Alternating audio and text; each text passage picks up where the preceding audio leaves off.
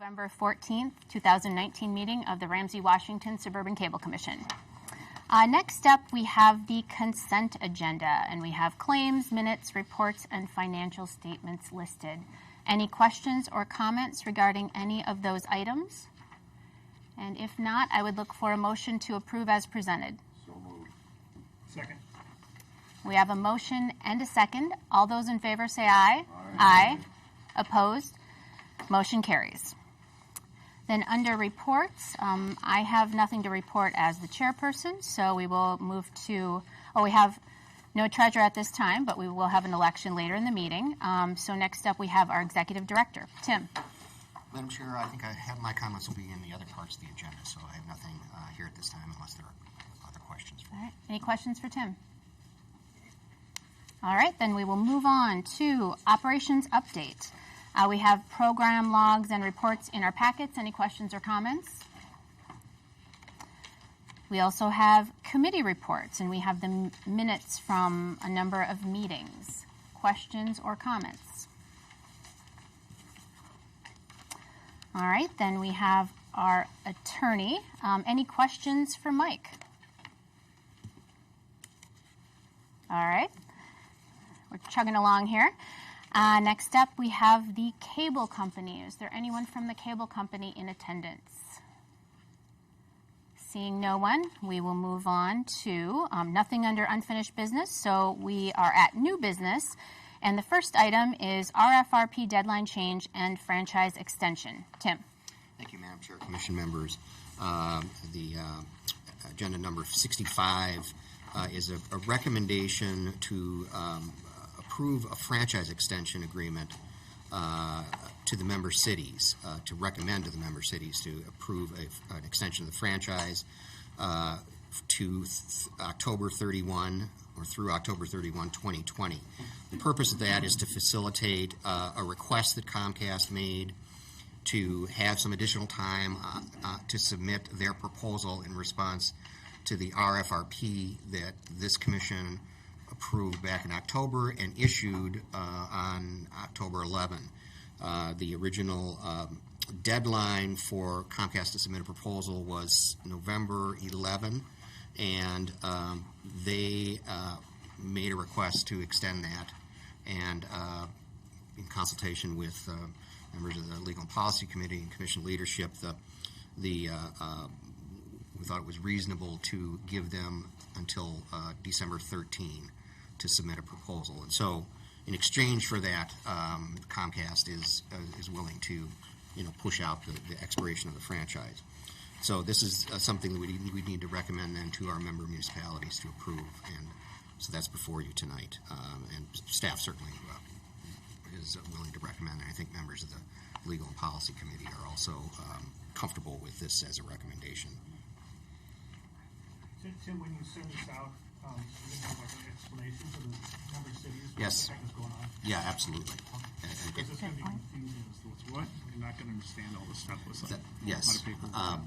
We will have that. Okay. And we may end up arranging a meeting with city managers, administrators to actually have a little bit of an update and orientation toward where we're at in I'm that sure process. they would all appreciate something like that, because it's a process and they need to understand what's going on here. And the important part is this is Comcast's request. It's not something that we initiated. Right. Okay. Jeff. If I remember correctly, Comcast, we had two different extensions, and I can't remember who asked those, whether it was us or Comcast, but I'm pretty sure it was Comcast. While those extensions were running, Comcast was out talking to our member cities and pulling our member cities away from us. We'll be talking a little bit later about losing Vadnais Heights, and I see that North St. Paul has not sent a representative tonight either, and I know that they are thinking about that. So Comcast is promising to extend our franchise. Did Mr. Mendoza, the attorney for Comcast, then also offer us some type of promise or anything to tell us they weren't going to be out trying to leverage our cities away from us during this extension period? That or- was not part of the No? mix. Okay. Well, I'm just wondering. I think that would be a good question to ask Mr. Mendoza or even the Comcast representatives. I'm sorry they're not here tonight. I can certainly ask about that. I can raise that with them. I think it would be prudent. I totally support your suggestion, Jeff. Thank you. I think we've had one too many extensions. I think it's a game that they're playing to go out for a whole year.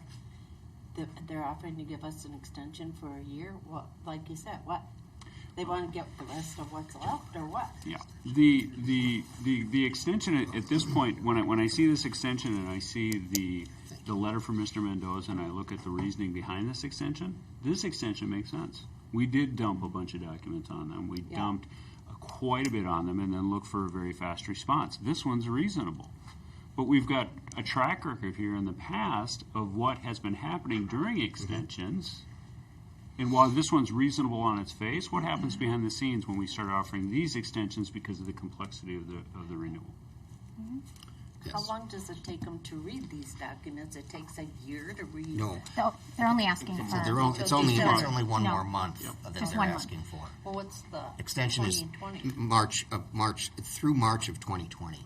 Right now, our franchise is set to expire at the end of Yeah. February 2020. So this would just extend it 1 month to end of March of 2020. Okay. So it's not a But I not a still year. support your request. Yeah, it's just I think at this point we've seen what's happened in the past, and I am concerned, very concerned, as we all should be, about the loss of revenue of Agnes Heights, and hopefully North St. Paul is not going to be swayed by the same smoke and mirrors that I think that perhaps other cities were, and that we can keep them within the fold here. So yeah, it's very concerning to me. good points. Great Any- expression, the smoke and mirrors. Yes. You know, I point out one final thing. This is an extension now, the first one we've done during the formal process. And so it's not as though this can simply be flittered away, the time can be. Right. This is, they actually have to produce something by the 13th of December, and then there's time, there's deadlines and so forth after that in terms of the sequence of events. So there's really this is not, people can't go on vacation during this extension or anything else that you might consider. As I mentioned, this extension makes sense Yes. from a document production and review stance, but my concerns remain out there and stated. So thank you. Thanks. All right, any additional questions or comments? If not, then I would look for a motion. So I'll second. All right, we have a motion and a second. All those in favor say aye. Aye. Opposed? Motion carries. Oh, thank you. One abstention. Next, we have League of Minnesota Cities Liability Coverage Waiver Form. Tim. Thank you. Madam Chair, this is the annual renewal of League of Minnesota Cities Insurance Trust coverage. Each year they're required to ask you whether you want to waive the statutory limits on tort liability or not. Your choice in the past has always been to not waive those. And I think the Finance and Personnel Committee looked at it and they're recommending that you make that same decision. And so that's the recommendation. Any questions or comments? This is all the cities feel us do this every year. That's right. Correct. I'd make that motion to approve the waiver form as in the packet. All right, we have a motion and a second. All those in favor say aye. Aye. Opposed? Motion carries. All right, next we have employee health coverage. Tim, would you like to start us off? Sure will.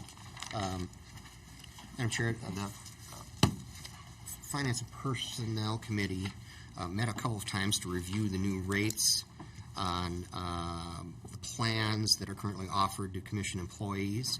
And there were some changes in those rates.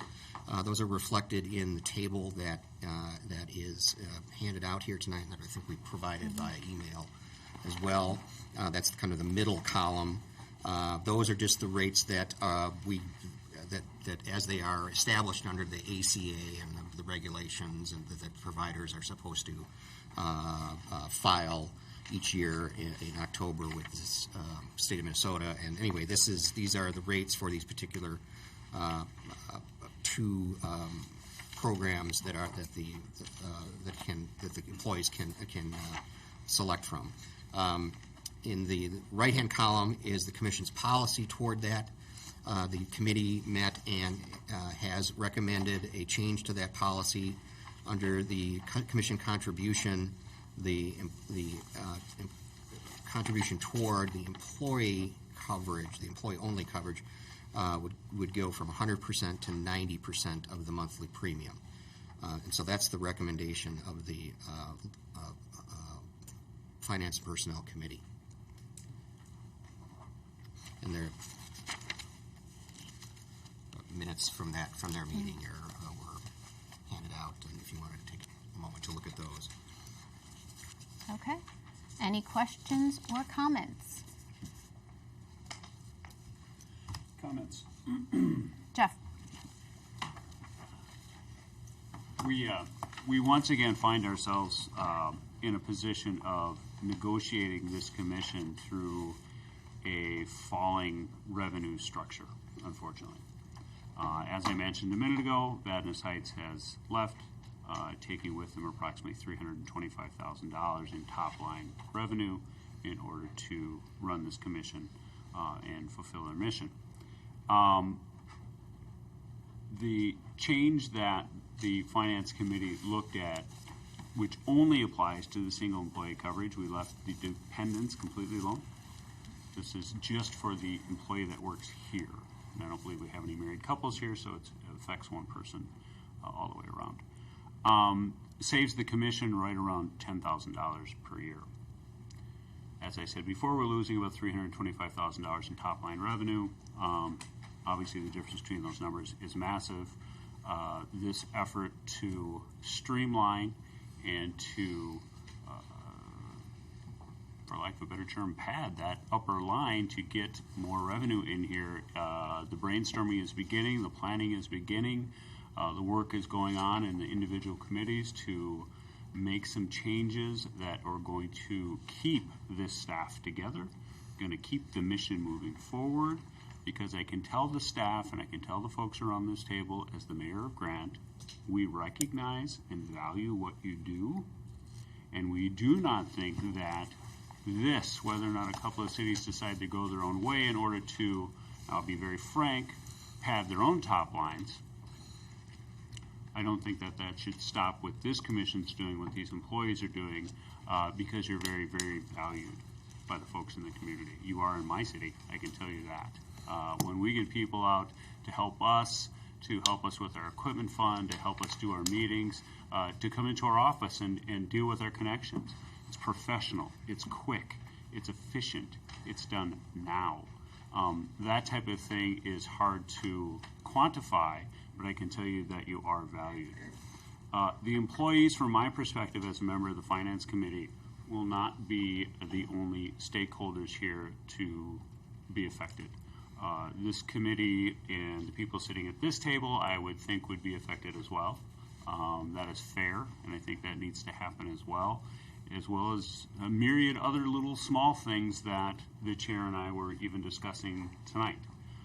There's a lot of things that we can do to make sure that we're bearing the brunt as much as possible instead of the commission itself. But we are going to be moving forward to find new sources of revenue and doing everything we can to keep this mission and its employees and the commission as a whole moving forward together and serving the communities as we've done in the past. And I think we can do that. I'm very confident we can do that. The people are here, the equipment is here, and the expertise is here. So, I mean, be excited about the future. We're going to go over a little bump. We've done this before with Maplewood, but we made some really good changes then, and we're stronger now than we were when Maplewood left. So we're better able, I think, to ride this out and to come out on the other side good, looking real good, and strong and lean. So I'm looking forward to it. It's going to be tough work, hard work, but we'll get her done. Well said. Any additional comments or questions?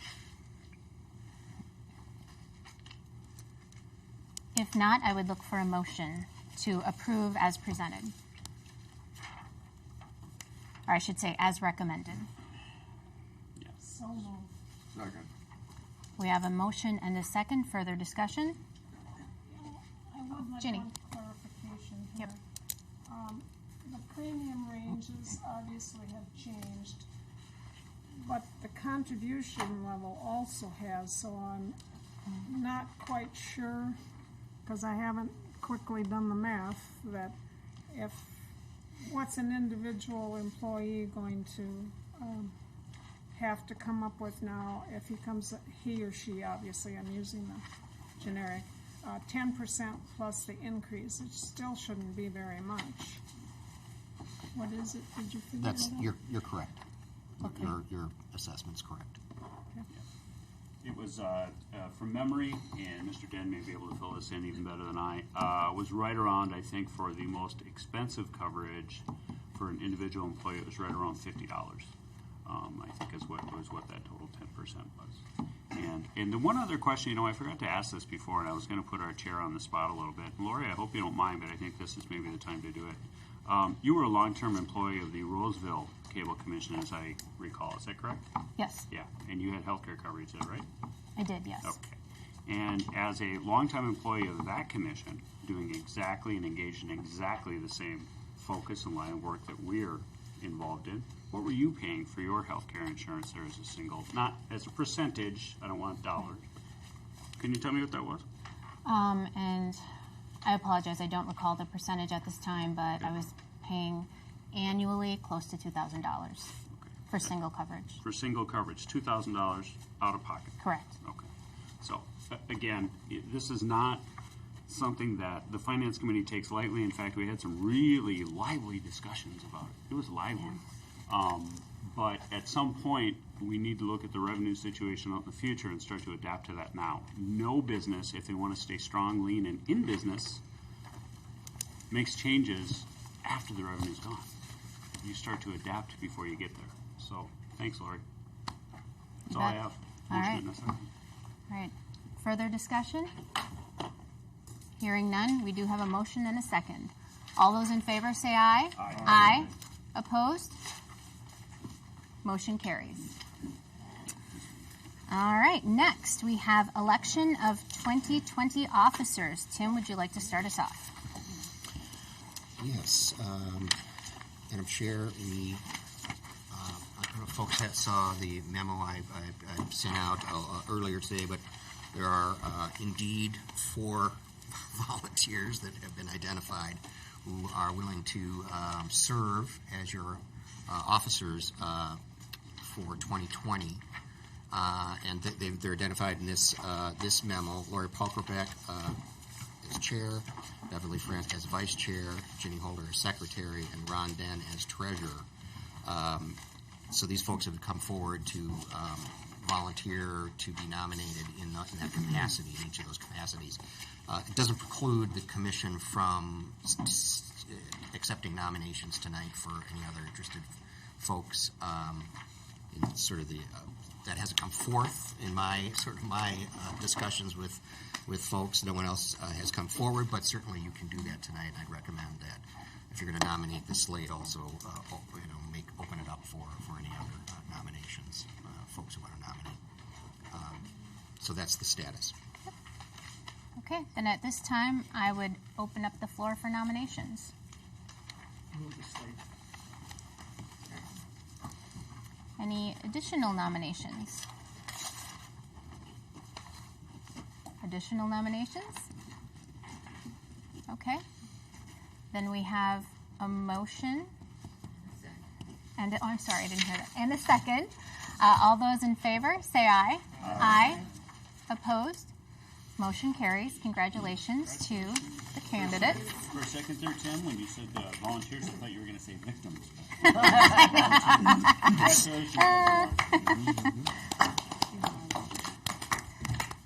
All right. Under other business, we have municipal equipment deadline extension. Tim. Madam Chair, Commission members, this is a recommendation to extend the municipal grant policy which would otherwise expire December 31, out to July 1st, 2020. This applies to the funds that you reserve for each city, and there are a number of cities that are in process right now of making decisions and purchases, and so this is intended to make sure that folks can carry all that out before the deadline comes, and then which would not facilitate the continuation of those installations. So this is something that's been discussed in the leadership level to actually extend this deadline and give our communities a little bit extra time. Yes, not only the communities, I know that our community has identified some needs, but all the communities have done that, so our staff is stretched trying to just get in and recommend those technical upgrades. So it gives the staff more time too. That's right. True, yes. Any additional discussion or questions? If not, I would look for a motion. So moved. We have a motion and a second to approve. All those in favor say aye. Aye. Opposed? Motion carries. And then lastly, before we adjourn, I just wanted to mention that this is the last full commission meeting that Jim Dustin will be in attendance for, and I just wanted to say what a true pleasure it has been to work with him. The work that he put in when we went through the loss of our largest city, and I couldn't believe he was here hours and hours going through numbers and making sure that everything worked in the end. And I so appreciate all that work that you put in, and it has truly been a pleasure to work with you. I'm accustomed to seeing you at least a couple times a month between full commission, executive committee, and finance committee meetings, but you have assured us that you will be back to visit, so I'm going to hold you to that. But again, I just wanted to thank you for everything that you've done for us. Thank you.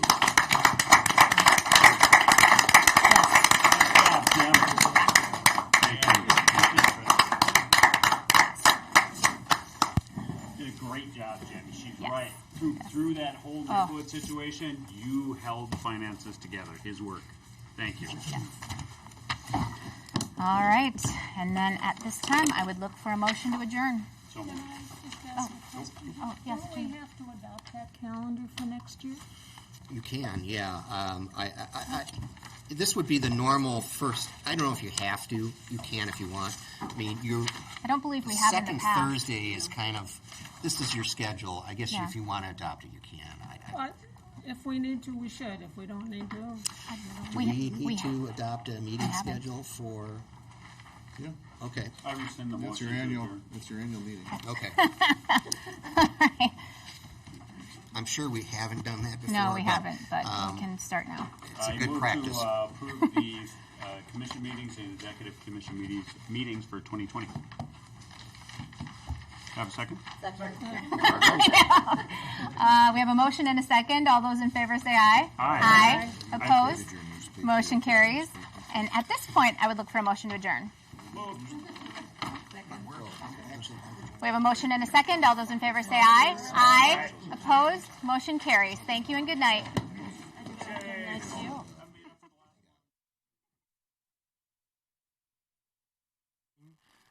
Boss for money. Madeline Tedesco sings the role of Figaro in Minnesota Opera's latest production, and as well as wonderful music, there's a sparkling plot about the feelings we need for love. I'm Andrea Blaine. Join me for a live broadcast